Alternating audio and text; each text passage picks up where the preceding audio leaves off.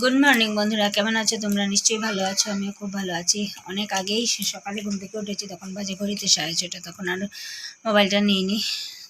ঘুম থেকে উঠে মাথায় একটু কালার করলাম, এই যে দেখতেই পাচ্ছ, শ্যাম্পু করিনি, শুধু কালার করে জল দিয়ে ধুয়ে এসেছি।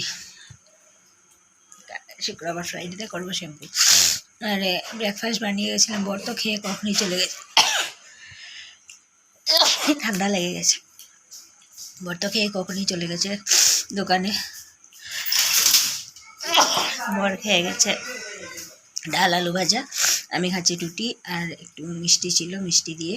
আর মেয়ে খাচ্ছে অমলেট, ডাল আলু ভাজা দিয়ে ভাত। কাপড় টাপড় অনেকগুলো কাপড় ছিল, কাপড়গুলো ধুয়ে আসলাম, তারপরে বাথরুমটা সাফ করে স্নান করে এখন আসলাম। এখন এসে করছি ব্রেকফাস্ট। আর আজকে এখন ঘড়িতে বাজছে 10:30। তো চলো ব্রেকফাস্ট করে নিই, তারপর দুপুরে কি রান্না করছি নিশ্চয়ই তোমাদের সাথে শেয়ার করবো।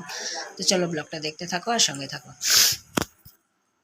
আজকে লাঞ্চ এন্ড ডিনারে কী কী রান্না করতে গেছে, এখানে ঝিঙে কেটে নিয়েছি, ঝিঙে সিদ্ধ করে করবো, ঝিঙে বাটা, হচ্ছে আলু ভাজা, আলু বেগুন দিয়ে, যে শুটকি মাছ দিয়ে তরকারি, আর হচ্ছে আলু কুচিয়ে নিয়েছি, আলু দিয়ে করবো মাছ ঝোলা। এই হচ্ছে আজকে লাঞ্চ এন্ড ডিনার মেনু। তো চলো আজকে ব্লগটা দেখতে থাকো, সঙ্গে থাকো, আশা করি ভালো লাগবে।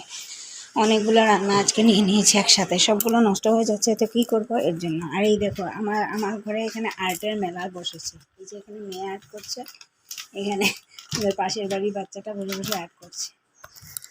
এই যে আমি এক বাটি বানিয়ে নিয়েছি টমেটো চিজ পাস্তা।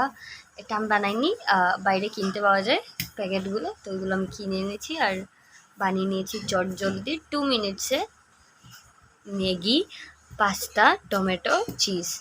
সো এই যে মাম্মা চা খাচ্ছে, সো এটা মামা খাবে আর আমিও খাবো। তো চলো দেখতে থাকো ব্লগটা, সঙ্গে থাকো।